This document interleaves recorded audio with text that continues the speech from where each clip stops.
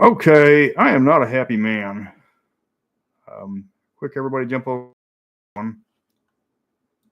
You, yeah, this video has been cursed. As can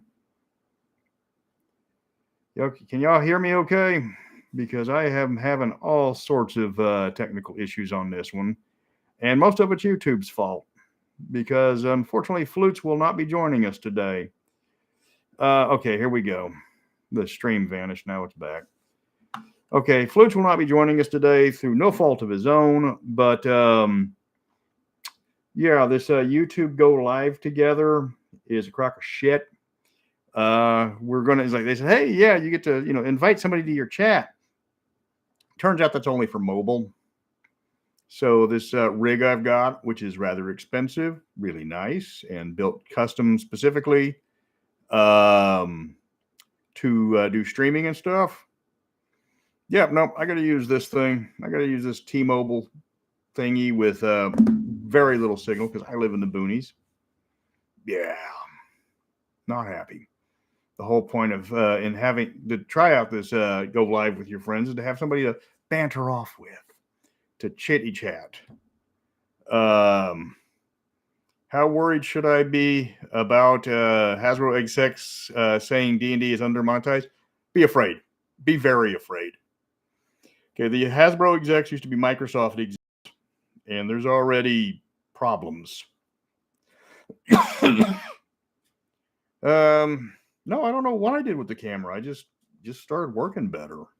I also was able to turn on the light, which is the wife usually doesn't like that. Napoleonic hat. Yes, it's a cocked bicorn. Took me forever to find it. It's only like a theater piece. I don't have a real one, but I want one. Got me Horatio Hornblower vibes going. Yeah, they've already. I was supposed to be going down. I finally got my income tax check today after waiting 6 months, and they stopped. They got to the point where I would text in, and it said, "Yes, we're late. We know. Stop asking. You'll get it when you get it." Okay, Texas Renaissance Festival. I have been to the Texas Renaissance Festival. A long time ago, I was with a cannon crew that we were going to be doing live fire exercises to show people what it was like to fire cannons back in the Renaissance and the like route. We were Italians, and we were going to do that for 6 weeks straight, and like show off all these things. And it rained. It rained for 11 of the 12 days. Not just I guess it was 91, 92, 93. Not just like a drizzle. No, it was a downpour. And there's actually a picture of me and the other guys, though you can't really tell it's us because we're in ponchos, sitting under a tarp with cannons that are like completely wrapped up with coats. Yeah, that was miserable. Okay. So yeah, this thing has been cursed just for technical issues. So, but let's get started. There were 5 releases in 2022 for D&D 5e. 5 book releases. There was some other minor stuff, and I'll get to that. Despite what people have said or they think, excuse me, I got to get this house clean. I'm allergic to cats, and then we got to clear the dander out. That's what's causing the cough.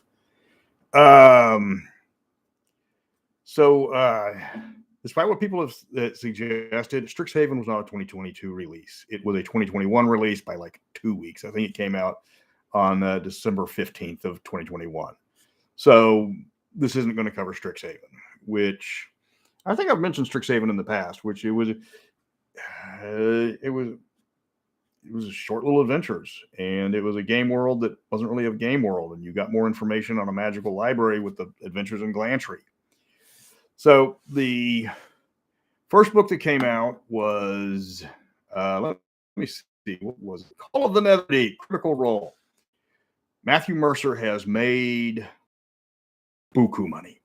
If I had made as much money as Matt Mercer did, they would have let me have Mastara, but I didn't. He made them a ton of money, so they let him have Critical Role. They've already had the Exandria book or whatever his thing is for 5th edition, but that was years ago. But then they said, okay, well, you can have a adventure book. So they did Call of the Netherdeep. this book I didn't even realize it had been released. It was like a long time ago. It's okay.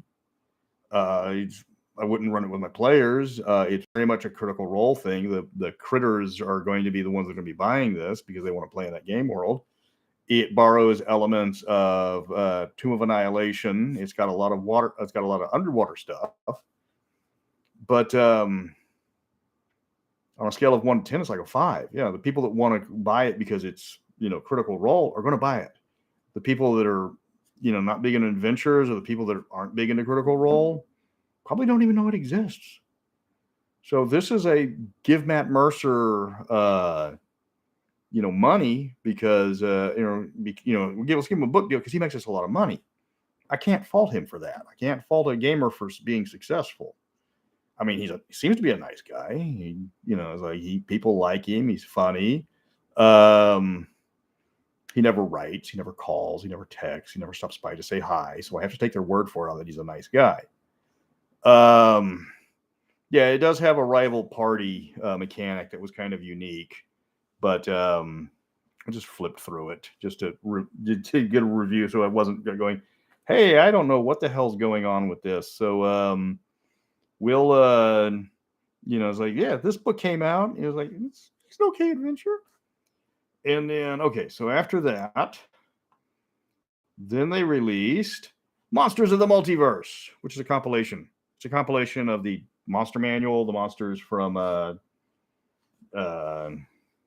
Mordenkainen's, the monsters from Volo's, crammed into one big book with most of the lore ripped out, the new stat blocks, which completely makes Counterspell useless except against party members because now monsters don't cast spells; they just have spell-like effects. Then there's not a lot of I bought 66. There's not a lot of modules that do underwater correctly. Mastara has several, and they even have a book devoted to it. It's not that great.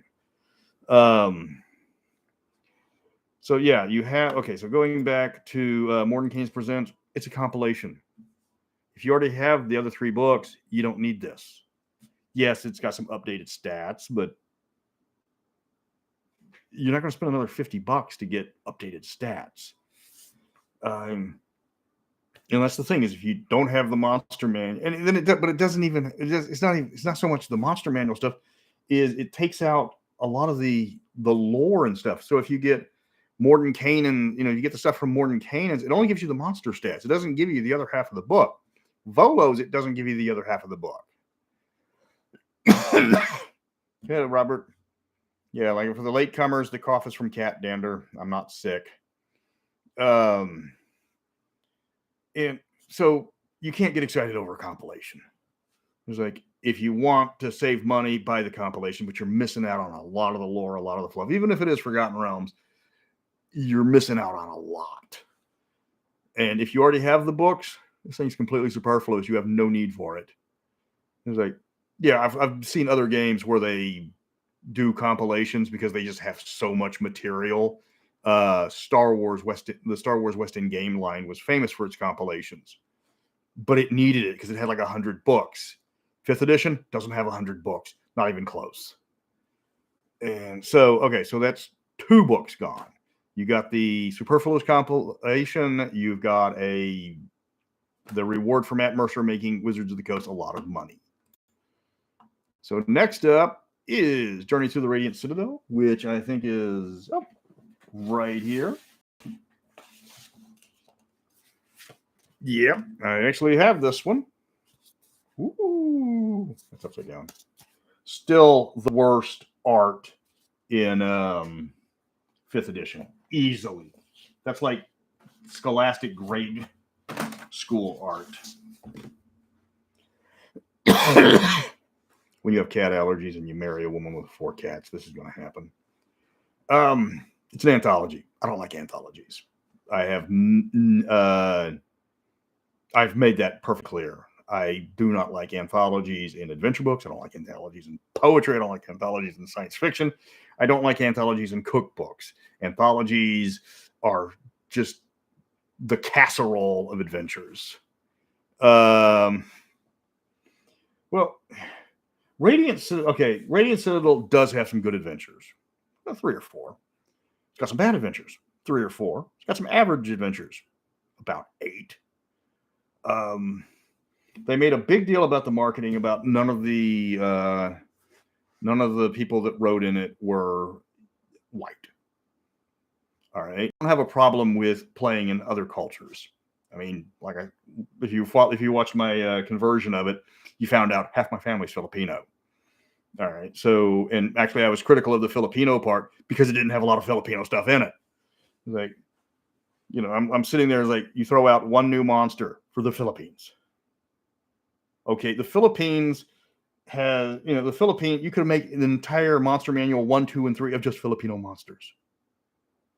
Is that they didn't give them enough time or enough space or enough room to fill out their own game worlds. They just gave out these adventures. Most of them are festival based. A lot of them are really, really light. As far as the adventuring goes, they still can't do a high level adventure to save their life. And it's just, they made a big, like I said, they made a huge thing because they wanted to get the rage clicks about, hey, this is, like, nobody here is white. This is the first time ever. Okay. How good are they at writing? I don't care about the color of their skin. I mean, this is the internet. This is the age of the internet. This is where you have people pretending to be different races to get advantages. I mean, there was a comic book guy that lost his job because he took on a pen name where he sounded Asian and he was, Scotch Irish. And the reverse is true. People can pretend to be other stuff because you don't see their face. It's like, you don't know if this is a pen name. You don't know if this is their real name. They don't know. Like, I use a lot of different names depending on who I'm writing for, because I'm known in certain circles for, writing history, writing comedy, writing game design, writing about plays. And everybody knows me so I just take different variations of my name. Sometimes I use my middle name. Sometimes I use my first name. Sometimes I use my initials. That way, if you see H.G. Welch, I'm going to be covering a play. So if you're looking for something I wrote and it's about, it's not gaming, if you see H.G. Welch, I'm not writing about gaming. I'm writing about theater. And if you see Mr. Welch, it's about gaming. So if you're looking for my review of Hamlet, because I hate Hamlet, if you see Mr. Welch, this isn't an article that's going to come with you. You always hire on talent. That's the only thing that counts is talent. People will buy the good stuff. They will ignore the crap. They will discard the crap. So you end up with, there's too many adventures, and there was too many adventures in this one, because then they made a big deal about all of the background lore, but there's not a lot of background lore because there's no room for it. These are crammed together. It's like the Philippines, the Philippines background lore for their world is 2 pages. That's not even a Dragon article. Come on, people, give them enough time to actually flesh out their world. I know they hold we don't want to do real world adventures because we'll end up offending somebody, but it's not hard to see which world is supposed to be Korea, which one's supposed to be China, which one is supposed to be, New Orleans, Nolans. Since I have been corrected by my Cajun friends, it's Nolans. Hello, Steel XL. So, you got multiple Aztecs, and then they forget that, what cultures aren't monolithic. It's like the guy that helped me write the one of the guys. There was multiple. The Etrugan source book was, he was from Mexico. He absolutely loved the Spanish and hated the Aztecs, and he was a Native American because his tribe was liberated by the Aztecs. So it's like, oh, look, we have this. It's like, we're all this. And it's like, we're all listening. Okay, those guys were assholes that sacrificed my people on altars to, to drown their gods in blood. The nice Spanish people with their horses and their steel and their guns. We just weren't. So Radiant Citadel has problems. It's an anthology. Anthologies are going to have innate problems that all anthologies have. You have good, you have bad, you have, I don't remember. They didn't give them enough room. They did not give them near enough room for what it promised. The Radiant Citadel as written was like a fantasy utopia, which was boring, and it wasn't well thought out, because as soon as they started coming out with stuff, people started pointing out the flaws in the logic. It's like, and there's no crime. Why not? Because there isn't. Okay, it doesn't make any sense. It's like, and there's high taxes that everybody willingly pays. Okay, nobody willingly pays high taxes.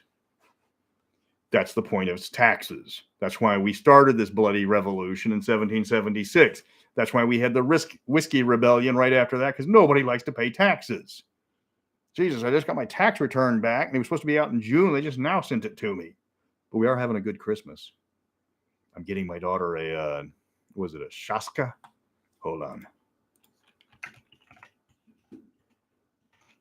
She doesn't know this, and hopefully she doesn't watch this. Yes, a Shaska. On her mother's side, she's Cossack. Okay, I'm Welsh, Scottish, Irish, German, Dutch, English, Apache. Her mother's Russian Cossack. So every year I get her a weapon. Last year it was a pair of bearded axes. The year before that it was a halberd. And this year it's a Cossack saber. Why? Because she doesn't have one. And now she can ride down those pernicious Turks when they finally invade, because we haven't been invaded by the Turks in forever.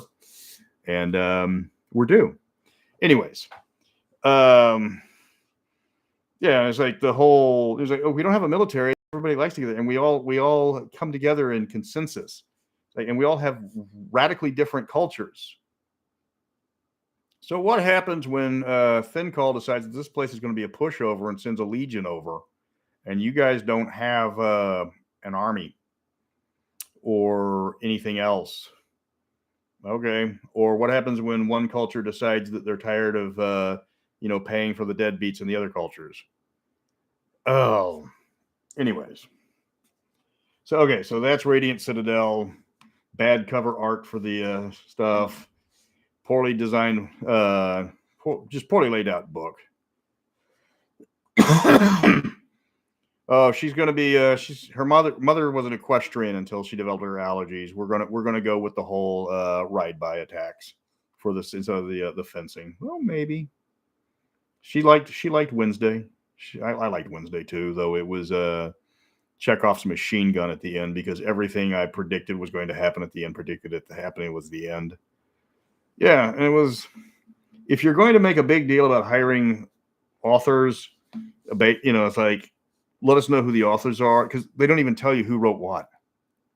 And that was, bleh. So, okay. So enough of Radiant Citadel. Okay. And then we get, let me see, what was next? Spelljammer. Oh my God. Spelljammer. Yeah. This is a lesson on how not to write a book, how not to advertise a book, how not to format a book, how not to lay out a book. Let me show you something. I was comparing the Radiant Citadel books, not the Radiant Citadel, I'm sorry, the Spelljammers. Let's move forward. The Radiant Citadel, or the Spelljammer books, were 3 books of 64 pages each. This is one of those books. Okay, let me show you the spine. I tried to find a book of similar size, because this is what bugs me. This is what bugged me to hell, because I'm not speaking as a game designer. I am not speaking as a writer. I'm speaking as a person who has to lay out books. Okay. This was the closest one I could find in size. All right. They're about even size. That's never going to work because I'm trying to. Okay. So this one's slightly bigger, but by a hair. I mean, not even a 1/4 inch. 64 pages. 192. This book right here is the exact same size as these 3 books all together, merged into one. You could have taken all of these books, put it into one Xanathar's guide, one Xanathar-sized guide. There you go. Right there. 3 of them. Where'd you go, Xanathar? Right here. This is the exact same page count. This 64 times 3 is 192. This is the exact same page count. That pissed me off. Why? Because they have super thick paper. Okay, normal paper is about 110 or about 10 pounds, which is a technical term. Okay, this is a lot. This is like 18, maybe 20. They made the paper super thick to make the book bigger. It was like, why? You could have. This was like $70 because they threw in a poster and the screen. This is $50. This is $70. This is way oversized.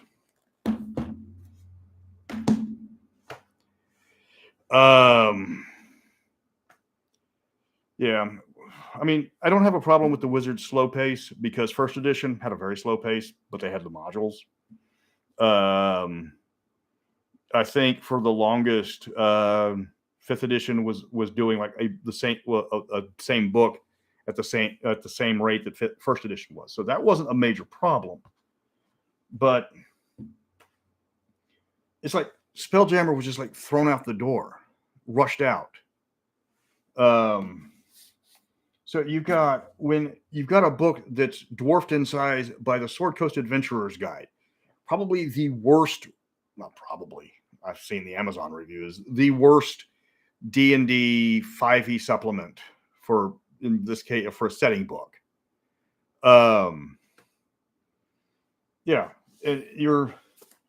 as Spinal Tap says, we've got a Stonehenge in danger of being crushed to death by dwarves. No, I can't do a Knight Saint Cummings or whatever. Yeah, module. Where the hell is it? So yeah, they gave us this. There's no ship creation. There's no Kryn space, Earth space, Mastara space. They give you ships. They don't tell you how to build them. And when we tried our first adventure, my players found out that as the rules is written, you throw one guy overboard and it stops the ship because it says if it comes adjacent to something that has a atmosphere, it stops and they immediately go into normal slow space time. Well, as written, you take one guy, you tie a rope around him, you throw him out. After 50 feet, he brings his own atmosphere with him, which immediately counts as an object with an atmosphere. So you can use crew as anchors, as written. All right. There's no. I mean, the original art for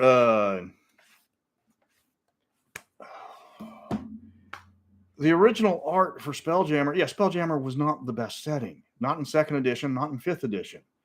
I mean, you had like the Manta Ray Spelljammer, the Spelljammer, the Manta Ray with the city on the back. Where was this? Where did you get that? Why did you leave that out? You got the Sword Coast Adventurer's Guide. It's got more information than all of that. Well, it doesn't have monsters. Well, you had the monster manual written from a Forgotten Realms point of view, so you don't have to have a monster thing for Sword Coast. You already got it. Raven, the ship rules for Spelljammer were different from the ship rules from Ghosts of Saltmarsh. Several people who were doing reviews and comparisons discovered that. They're completely different. And it even says, it's like, rather than doing the catapults and the ballistas and all of that, just have the ships board and do boarding parties. None of this ship-to-ship combat. None of this crossing the T or ships of the line or anything else. You can't escape because you have to get so far away from the rival ships to actually hit the super duper speed. And they move at like 20, 25. I think the fastest is 40. The monks can run faster than these ships can. Yeah. To escape the gravity well is you have to get a certain distance. The problem is the distance and the ship speeds are going to take hours as written. Space Spelljammer was you were in the Ethereum, not the Ethereum, but the phlogiston and you like the other stuff. And then Mastara with its void ships back because Mastara had to be different. Mastara's spaceships, Mastara space was actual space. So they didn't have Spelljammers, they had void ships. That's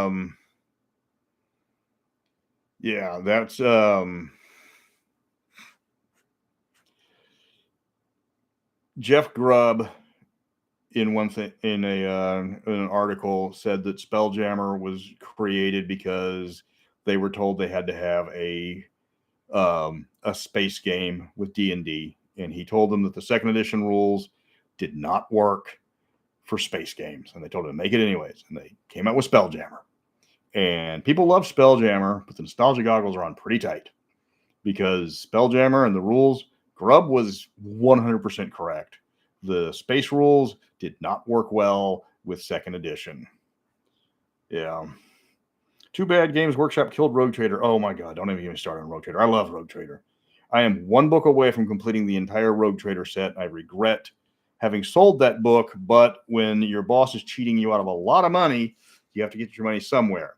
If anybody can find a copy of Faith and Coin cheap, please let me know, because that's the last one I want. It's the last one I need. I have all the rest. And I don't want to spend the $400 they want on eBay, because those guys are snorting some pretty good crack. And that was the Rogue Trader had some great rules for ship combat. Is like you had all these different things you could do on the ship every turn, and everybody could do one thing. Just pick from the list of activities that you could do on the ship.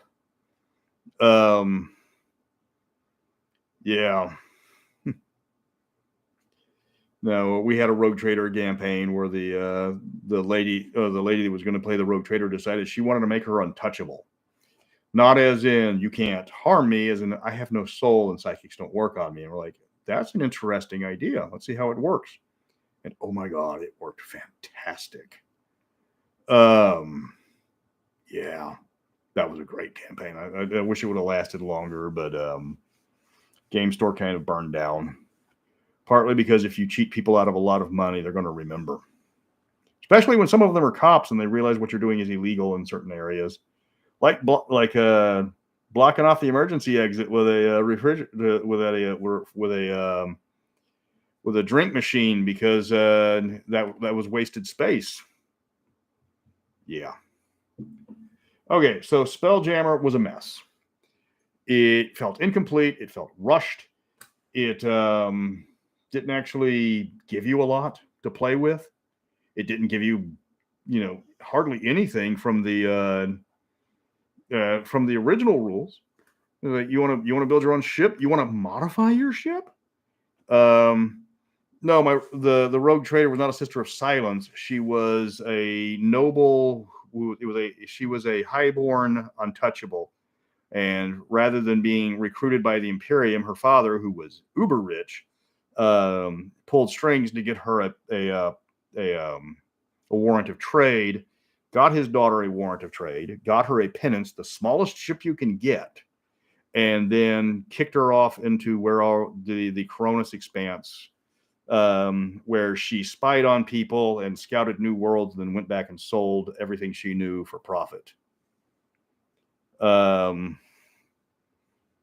was a fascinating group. They were like veteran players, and they had weird ideas, and they wanted to see how they could work together, and they worked beautifully. It was like, we're going to take the smallest ship possible. Okay. It's like, and because we have this, I get some Archaeotech ship components. Like, okay, it's like, okay, so from the Stars of Inequity, how many ship points for the micronized engine? You've been thinking about this for a while. It just came to me. All right, I'll DM fiat that at 4 ship points. Okay, I'll take it. Okay, so now it's like just brilliant. I need to write it up one day because that should be canon.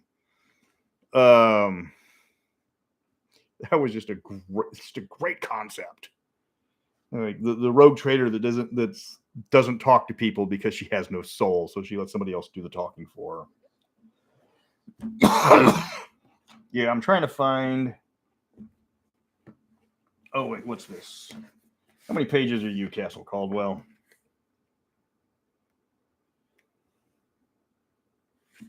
So this Castle Caldwell and Beyond. I couldn't find the original, one of the originals, so I had to get the reprint.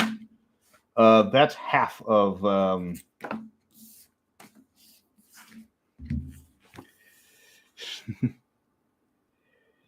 These two. This is half the size of this. This is 32 pages.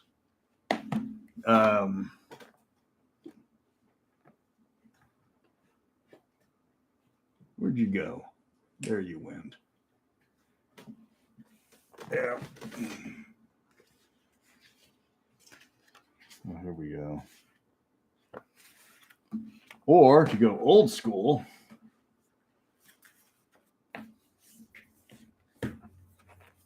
Test of the Warlords, Legacy of Blood. Same page count.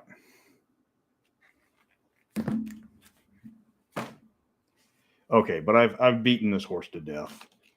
Lazy product. Very lazy. You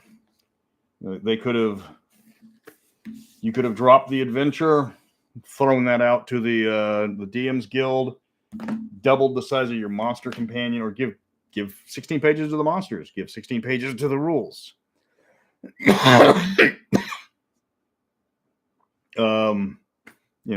have a bunch of space monsters. Okay, so get the hint, Spelljammer. Okay, and then you have the last one to come out, the 5th one, before we go into the extras. Blank.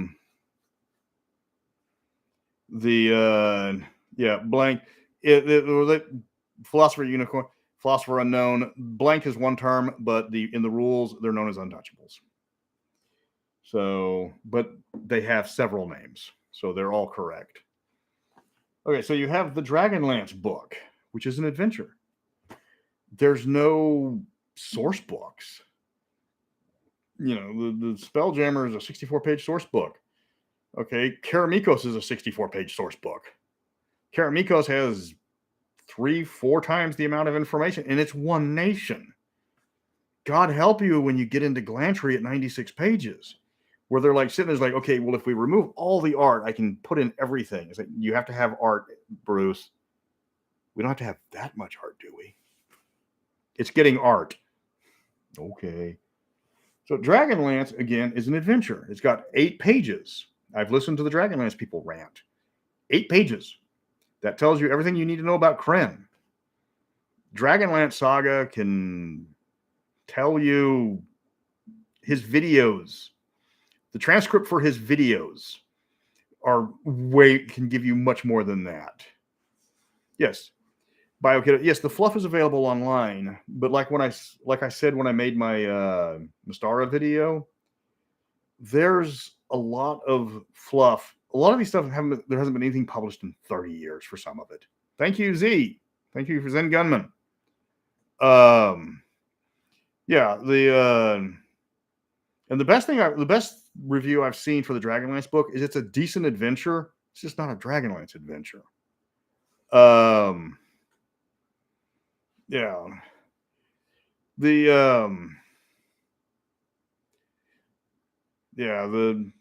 OSR games.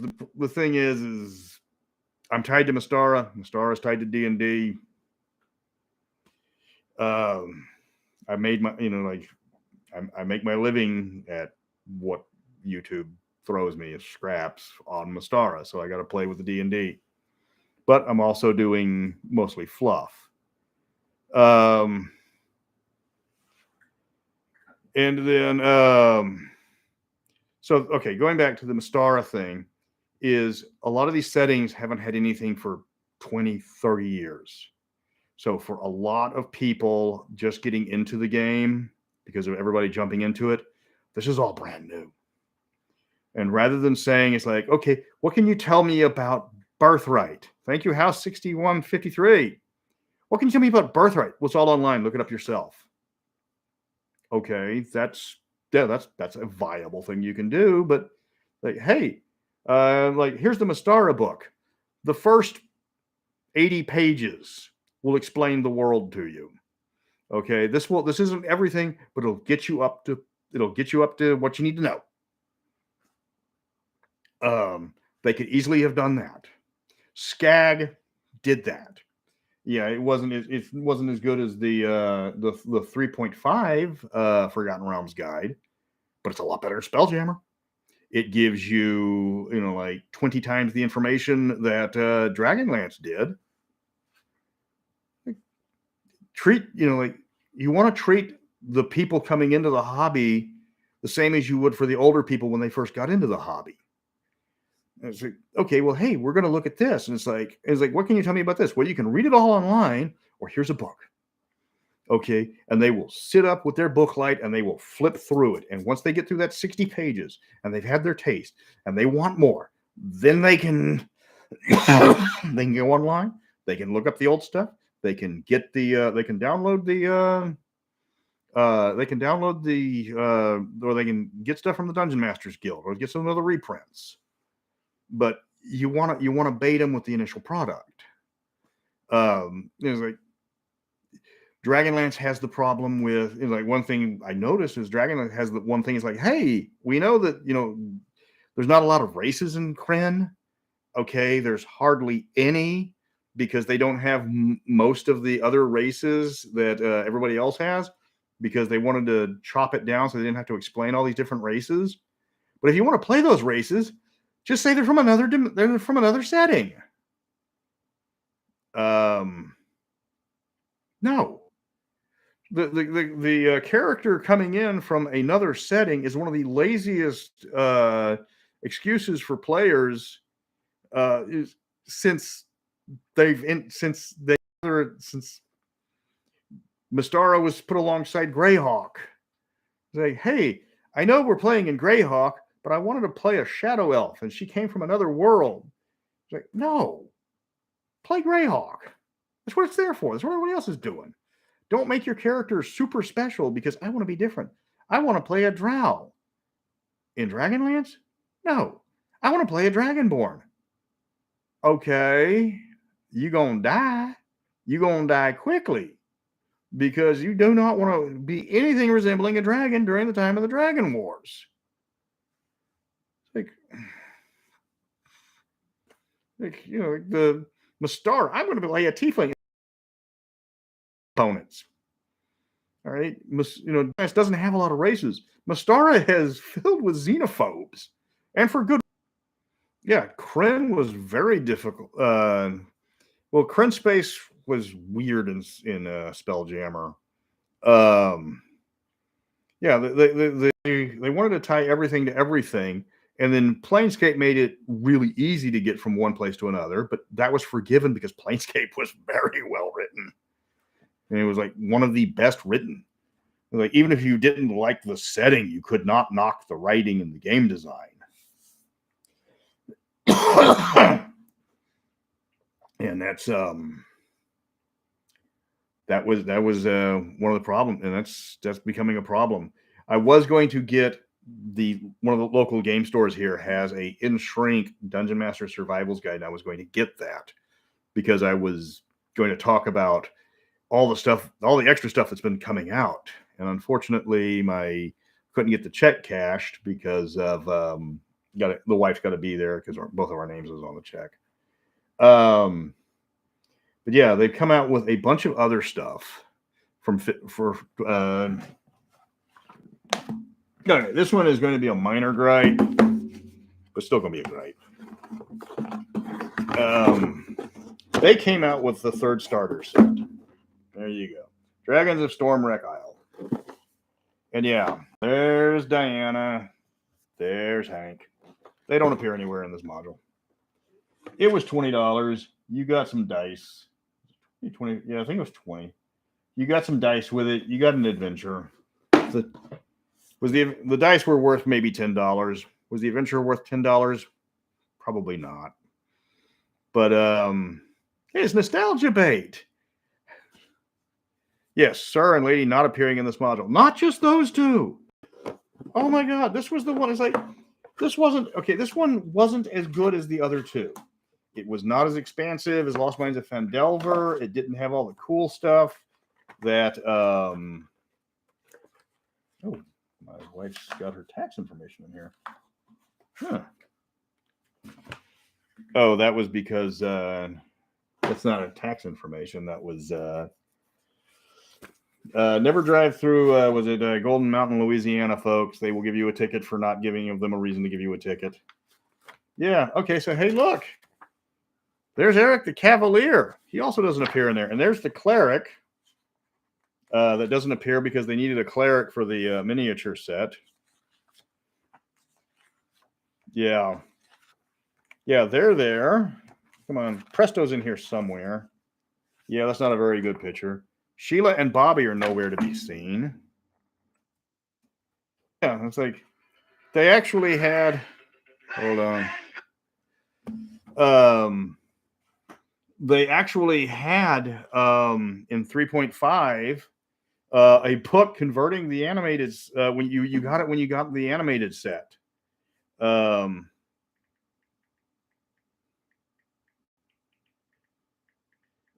it's actually worth some money. But yeah, they did the whole clickbait, and then they've been doing stuff. They've been throwing out a lot of crap.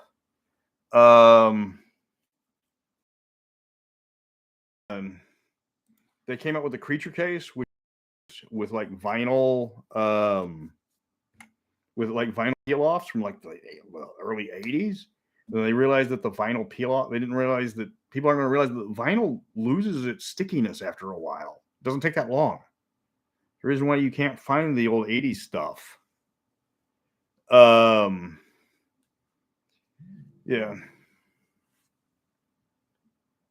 Hold on just a second. The daughter.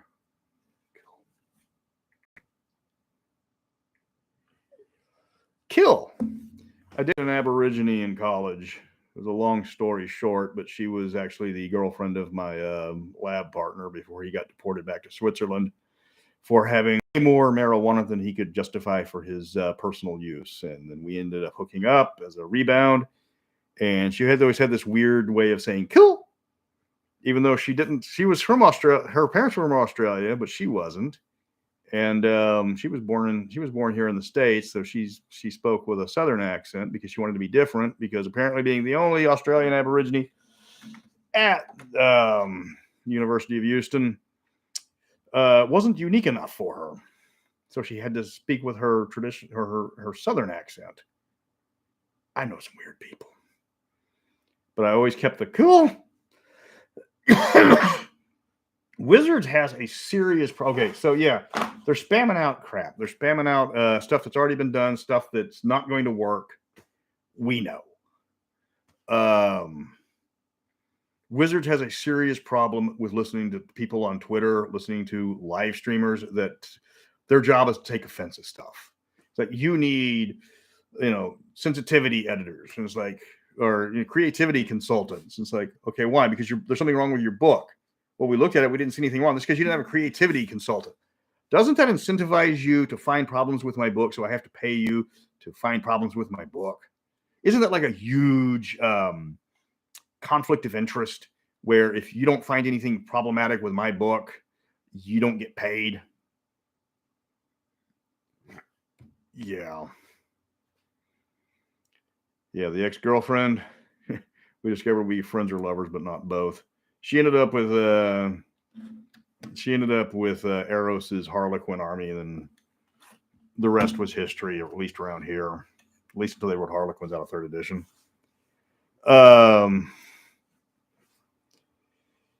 And anyways, so everybody finds problems. People are finding problems with everything. It's like, well, the Hadozi with the little thing, the little monkey men with wings that they stole from Star Frontiers. It's like, well, those represent black people. It's like, because look, it's a minstrel show. That looks like a Kentucky hootenanny to me. Good old fashioned bluegrass. Yeah, there's a lot of people mad about Ravenloft. So yeah, you got the people saying it's like all this stuff is, we're angry about this stuff, but you gotta, you're not gonna please everybody. And don't change anything because somebody finds something offensive.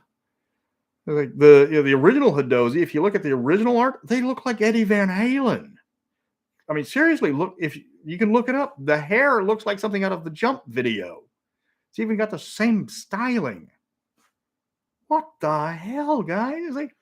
So it's like, yeah, you know what this looks like? A Dutch rock star? No, it's like it's a monkey. It's a flying monkey, like the Wizard of Oz. No, like a racist flying monkey. What, he doesn't like Asian people? No, he's supposed to be like a minority. Okay, I know a lot of minorities, and none of them have patagia. It's like, and none of them have Dutch rock star hairstyles. Well, we're still upset. So you need to give us money so that we can write this out. And now they're upset. Somebody's saying they're upset about Barbarian. Now you've also got the YouTube people who do all of their streaming on hate clicks. So they're going to find something wrong with something on the other end of the spectrum. It's like, when you write something, stand by your work. If you need help coming up with something, if you need help with or researching a culture, ask somebody from the culture. They will be more than happy to tell you what the idealized version of their culture was. And like I've said a lot of different times, people want the idealized version of their culture in what they're reading. So you open it up, and it's like,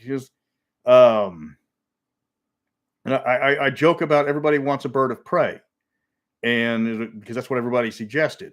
But when I typed in attractive swarthy Arab for one particular video for the Village of Kirkuk, the first 31 of the 32 images that was shown to me was an Arab with a bird of prey, 30 hawks and 1 owl. And yeah, it's kind of across the board. Chicks dig raptors. The American Indians like the eagles.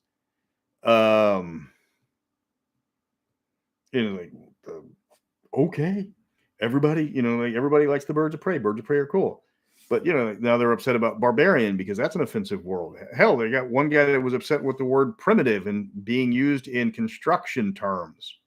It's like, okay, if I make a lean-to in 5 minutes, it's going to be primitive as hell because that's not enough time to do it.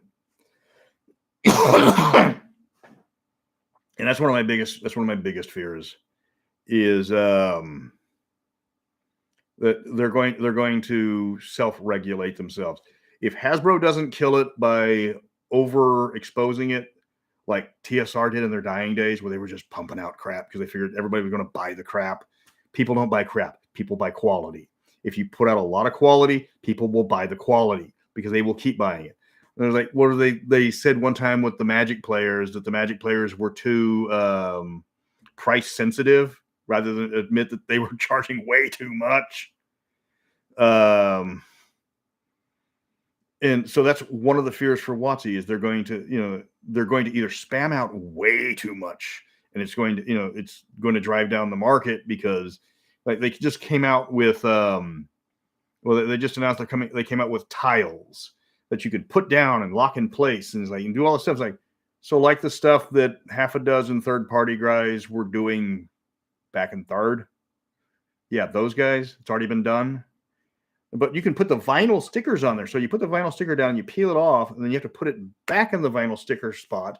But you have to get it just right, and it can't have any creases because it won't fit. And if it doesn't fit, it's going to dry out. And if it dries out, it's not even a good frisbee.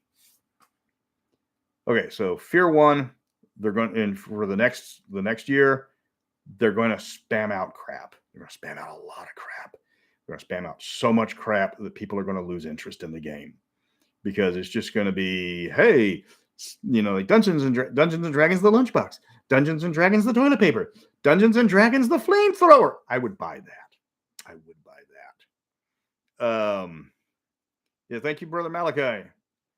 I have a bunch of friends that used to play Magic the Gathering, and they all confirmed that Magic the Gathering is going down in flames at the moment. Homelands is off the hook for being the worst D&D supplement of all times, thanks to the Baldur's Gate Magic the Gathering expansion.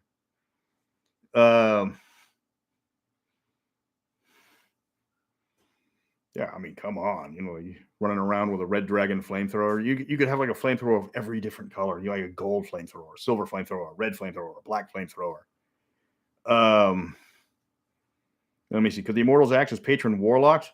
They would probably be more like the cleric types. Though the Entropic Immortals would probably disguise themselves as warlock patrons. Okay, so the other side of the coin that I'm worried about with WotC, based on past performance and past experience and past history, is that they're going to listen to all of the people that have something to grind or something to to show that they complained and then somebody acted on something, and then they're going to change the book and they're going to like make it so they changed race for species, because race is an archaic term. You want archaic terms in a fantasy role-playing game. That's the whole point. It's set in the past. You want to give it a feel. Okay, if you're changing the term to species and it does not have a 20-year-old nude Natasha Henstridge, I don't want to see a species. Okay, these people they want to change things. They want to get everything out. It's like they're going to make everything the same. They're like, what was some of the other things that people were complaining about? It's like, well, you should get your stuff at first level. We learned that the hard way in 3.0, not to give classes everything at third level, because then you end up with the ranger, where everybody was a first level ranger and 19th level everything else. Let me see. Yeah, their Wizards has been a dumpster. Last year was disappointing, and their Magic the Gathering size is an absolute trash fire.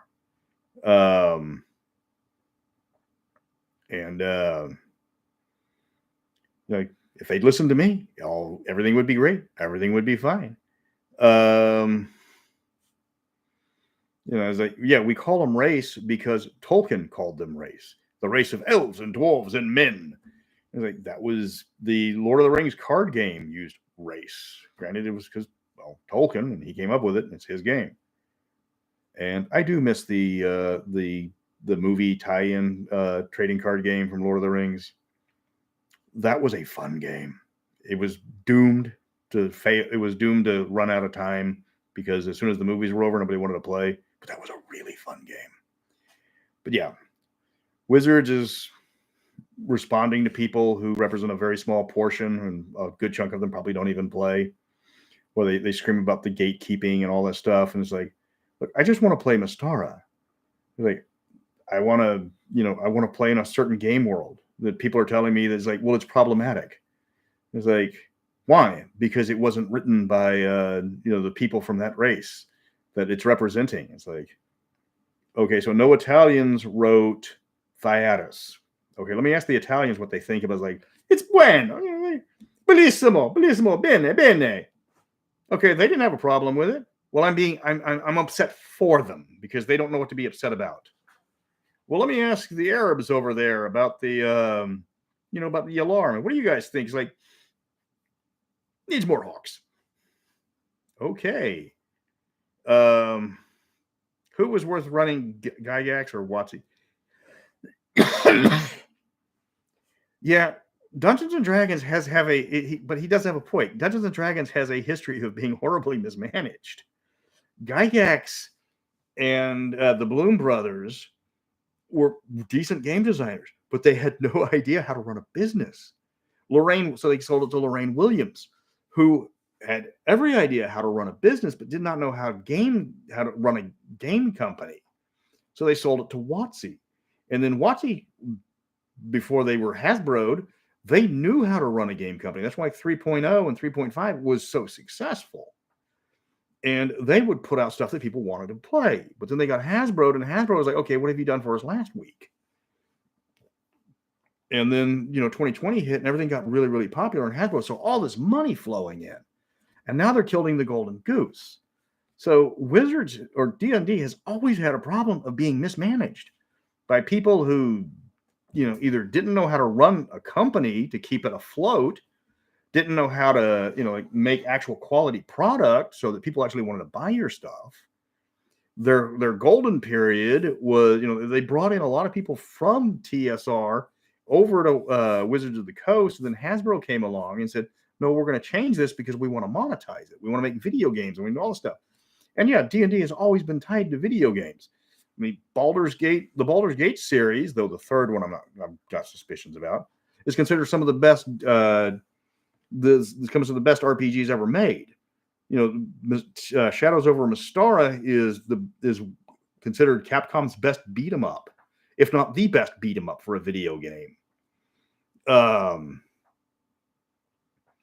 Watsy's excuse is that Hasbro wants to make money right now for the shareholders, and they're willing to drain the company dry, or they're willing to drain Wizards dry.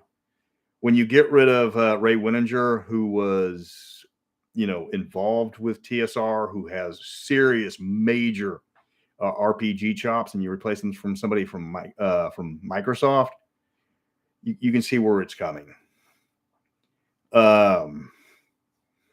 Yeah, Hasbro's been hurting. Hasbro hasn't been the same since Toys R Us died, because Toys R Us had an exclusive contract with them, and most of the toys that you would find in Toys R Us were going to be some sort of Hasbro. And then when Toys R Us went belly up, Hasbro lost a good chunk of their shelf space.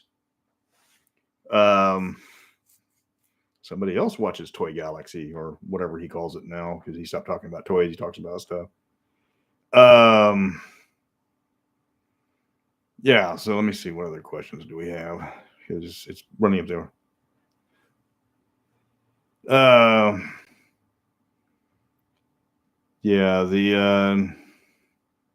There's still a few TSRs left, but the TSR was a major problem with why Hasbro has been hurting so bad. And then the success of Critical Role, the success of Stranger Things, which Stranger Things is going away because the kids are approaching 18. Yeah. And then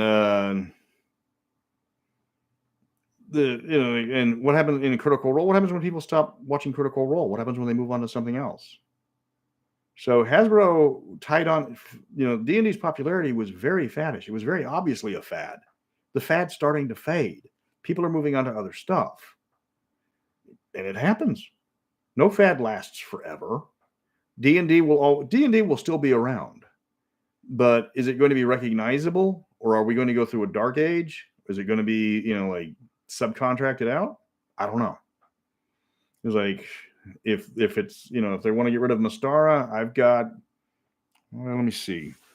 I think I've got about 87 cents in my pocket. That's about all it's worth to them.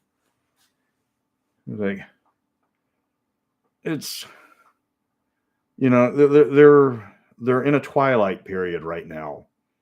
And, nobody wants to DM 5e because everything is written for a player.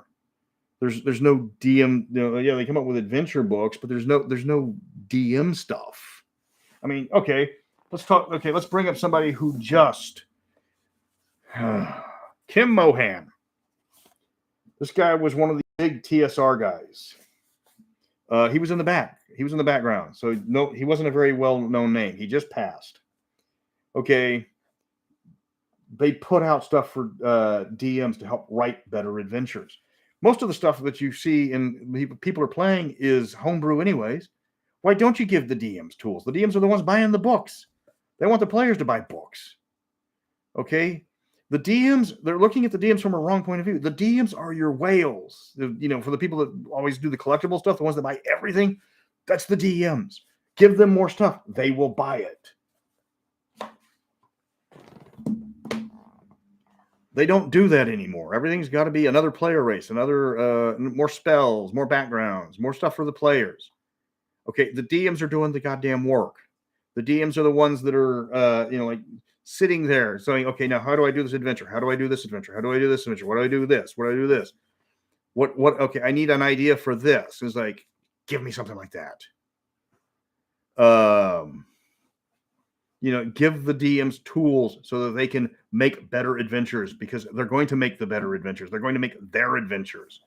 Give them the things they need to make their adventures. You want to know what the problem is, Watsy? Is you're catering to the wrong crowd. You want the players to buy all the stuff. The players are going to buy the player's handbook. They're going to buy their miniature. They're going to buy their dice. Okay, if you put out, a book that has some special rules that applies to a character they want to build, they might buy that. The DM will buy that, because then if people come there and like a lot of people want different stuff, the DM's going to have that book. Yeah, that was a rant, but it was a rant that needed to be said. Wizards is targeting the wrong people. They're targeting the wrong people with the wrong products. You want more DMs, give the DMs more tools so they can actually do their job. What was it? Whales, the whales for the collectibles, they, like 10% of the people buy 90% of the product. Okay, make more product. That's what you got to do. Yeah, the 5th edition DMG is probably the worst DMG out. It's like, yeah. Okay, I got the wife and kid coming back. I have been talking for an hour. I have reviewed everything. I have gone on what's going on with what Wizards that's wrong. I try not to hate click too much, but I will try to do this. I'll probably do another one before Christmas. Thanks again, everybody. I appreciate it.